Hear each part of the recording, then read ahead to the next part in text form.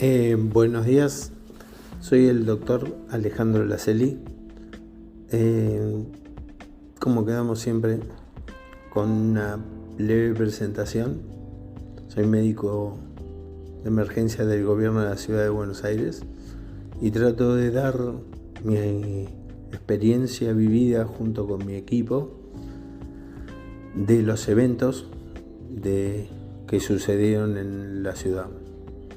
Hoy vamos a hablar de lo que es la información. La información es la generación de la información técnica, veraz, clara, oportuna.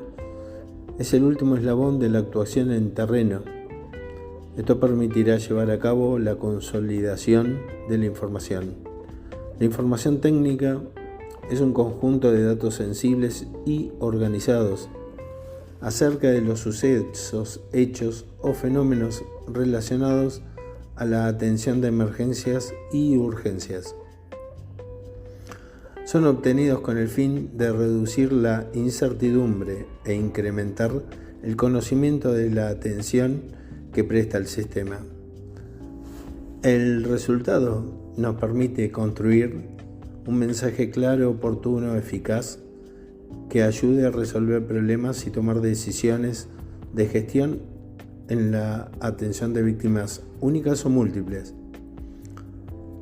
Tomando como referencia las guías establecidas por la OMS y la OPS en relación al manejo de la información en desastres y emergencias, elaboramos un plan durante y después de finalizados estos eventos. Reportes de la situación. Estos reportes consisten en una serie de informes parciales que se elaboran desde las primeras horas y se van complejizando hasta llegar a la redacción de un informe final. La comunicación continua, tanto entre los miembros del equipo o de los equipos que intervienen, junto con la central operativa, por medio de una mensajería instantánea. Todos los equipos operativos del SAME en la zona afectada permiten disponer de la información técnica fehaciente y actual para la confección de los informes con una cobertura completa del evento. El circuito que tratamos de lograr de la comunicación se entiende que es un circuito de comunicación como aquel que permite un diálogo fluido y de retroalimentación de esa información técnica con los otros equipos. La información, para que sea más confiable y veraz, es corroborada por los distintos equipos intervinientes en el lugar, con la central operativa y con los hospitales intervinientes. Por lo tanto, hacemos un pequeño esquema donde vemos que los distintos equipos están en contacto con los hospitales, la central operativa, con la coordinación médica y el propio incidente. La confección de los reportes se realiza tanto en el lugar del incidente como en la base operativa. La información es contactada con los datos que se reciben en la central operativa y en los hospitales. Los equipos tratan de unificar la información y elaboran informes parciales y finales. Estos son suministrados a las autoridades de salud, quienes en conjunto con el área de prensa designan voceros para acercar la información a los medios de comunicación y población en general. La importancia de centralizar la información en un solo lugar y que todos los niveles de esa gestión implicada tengan la misma información prevista desde una única fuente radica en la reducción de todo tipo de caos y confusión que puede traer consigo los eventos de víctima múltiple. Solucionan un montón de casos en los cuales al reducir este caos tratamos de que la población esté informada de qué es lo que está sucediendo.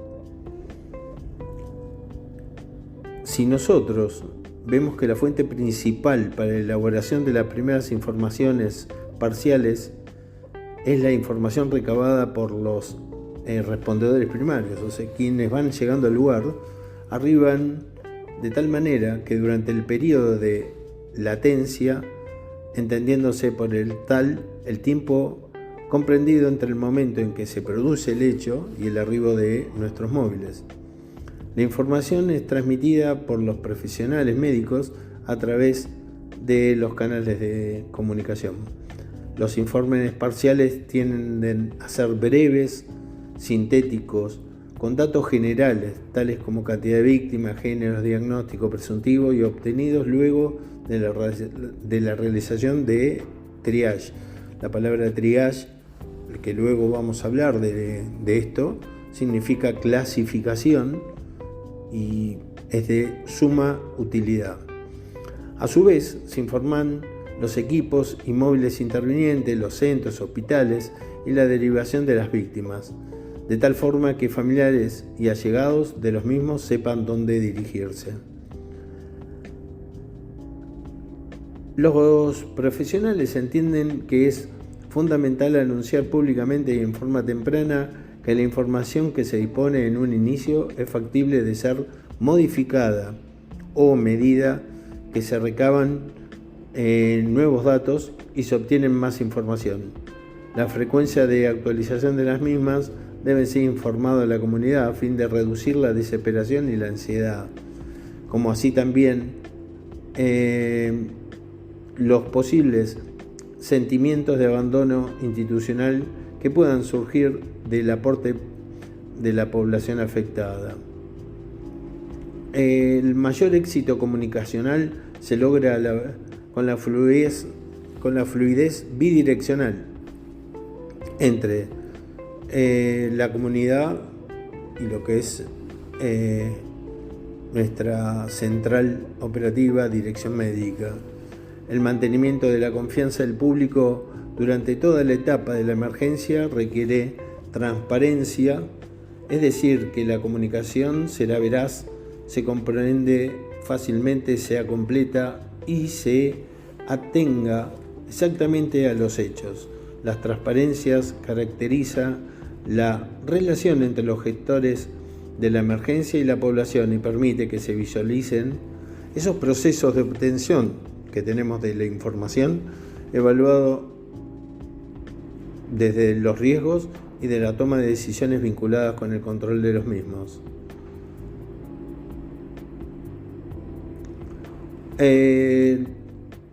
Los equipos comparten la premisa comunicacional de la OPS, según lo cual hablaba ayer con mis compañeros a la noche y hablábamos de los protocolos. Son importantes protocolizar todo el accionar, porque de esa manera tenemos la mayor lo más veraz de la situación. Y para controlar el riesgo hay que darlo a conocer. No obstante, porque dando a conocer el riesgo que existe, la población, aunque no se crea que es así, siente un alivio sabiendo que hay riesgo. Se queda como más tranquila y no es tanta la ansiedad.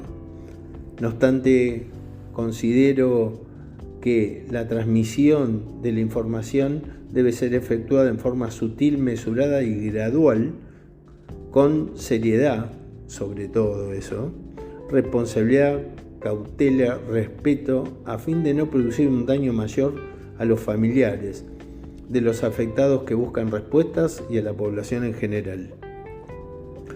Cuando se confirma decesos o a causa del evento, la transmisión de la información se toma aún más delicada.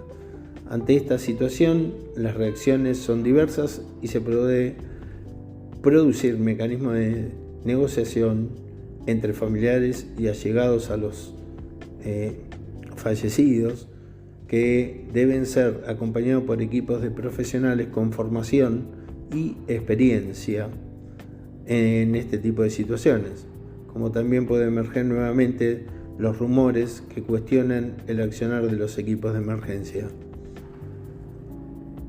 Por eso siempre en una pendiente tenemos a la información y a la desinformación. La información contribuye a la reducción del riesgo y disminuye las vulnerabilidades, y la desinformación es una demanda no satisfecha que nos lleva al caos. Cuando nosotros hablamos de los elementos que componen una actualización de los incidentes, hablamos del horario, el tipo de incidente, dirección, móviles que intervienen en estos eventos, el dolor del paciente, en los cuales figuran sexo, edad, nombre, apellido, debiendo tenerse en cuenta que son datos sensibles, tipos de activación, si son desde las bases, desde los hospitales. Cada 24 horas tendremos que enviar y tener al tanto de todo lo que está sucediendo con reportes de guardia, y esto lleva al programa de detección precoz de los potenciales donantes de órganos. A su vez, se precisan los eventos a los que se acudió a fin de realizar un registro estadístico. Cuando hablamos de la información, tenemos que hablar de lo que es la desinformación, la desesperación y la desesperanza. Parecen tres términos que están totalmente, parecen iguales, pero solamente están relacionados entre sí. En una emergencia médica podemos observar que durante la presencia de los tres momentos que alteran el comportamiento psicológico de aquella comunidad que actúa en la escena, a estos llamaremos las 3D: desinformación, desesperación y desesperanza. Cuando hablamos de la desinformación, se está hablando de un rumor, de una confusión, de una información descontrolada, de la no aceptación del evento, la motivación exacerbada y el caos. Desde el ámbito de la comunicación se ayuda para que la población comprenda la dimensión que presenta el riesgo, identificar las zonas de peligro y conociendo las medidas para prevenir y mitigar y enfrentar mejor la situación. Así se contribuye a reducir el temor, evitando la desorganización y aliviando el sufrimiento de las personas afectadas para brindar una respuesta más adecuada. Para mayor comprensión se desarrollan cada uno de los tres momentos. Con esto trabajó mucho el equipo.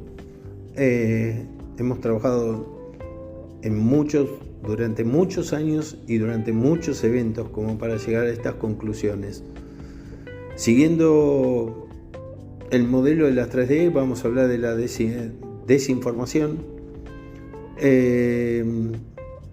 Afecta a toda la comunidad, como a los operadores sanitarios, favoreciendo el desarrollo de sentimientos de angustia, pánico o desasosiego, llevando a la implementación de acciones que pueden no resultar apropiadas a una situación particular que aún se desconoce. En estos primeros instantes suele predominar la información transmitida de forma oral entre los miembros de una comunidad, basada en rumores.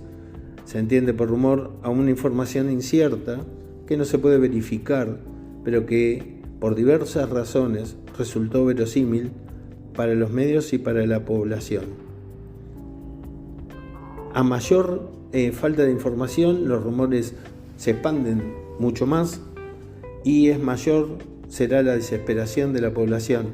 Hemos comprobado que con la generación de informes parciales, se reduce a la desesperación de las víctimas primarias, secundarias, terciarias y cuaternarias. La desinformación suele producir confusión y caos en la población. Por lo tanto, en esa etapa de mayor desafío es garantizar que la información que circula sea clara y que refleje las necesidades prioritarias de la población afectada, siendo esta actualizada con frecuencia a fin de aliviar el impacto social. La buena información, como siempre lo decimos, lo recordamos, reduce la desinformación y la mala información aumenta la desesperación.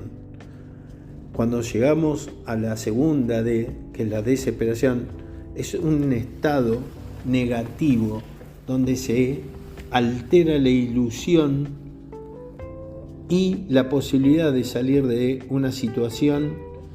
Esto genera ansiedad, angustia y furia.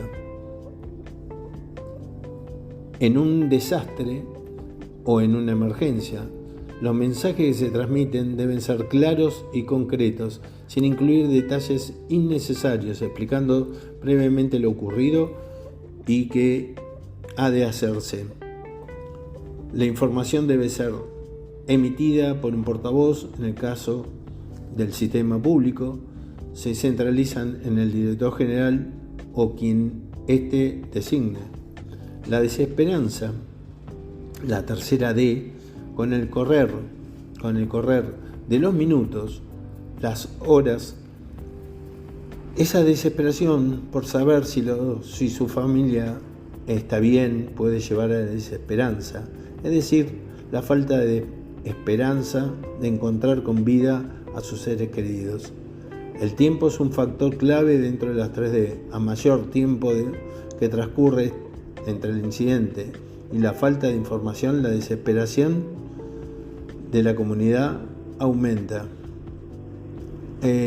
Como hemos llegado a la conclusión de las 3D y se ha hecho largo este último que hemos tratado de transmitirle, pero lo vemos con tanta importancia que lo podamos llegar a tratar de llevar a cabo, que bueno, los minutos que transcurren en una charla así nos alcanza como para que nos sepamos acomodar en un evento, sobre todo en un evento con víctimas múltiples. Como siempre agradezco a mi equipo, que siempre los tengo presentes, a la central operativa y a los choferes que tanto me han ayudado y tanto hemos luchado por estas charlas que les estamos dando para poder llegar siempre a buen puerto. Bueno, espero que la próxima la vamos a hacer más corta para que nadie se canse ni nada por el estilo, porque es importante que se transmitan. Un saludo gigante, ¿sí?, para todos. Y de mi parte saben a quienes llega lo que yo les digo, que los quiero mucho, y bueno, a ustedes que les sirva, que por favor les sirva y lo lleven a la práctica. Hasta luego.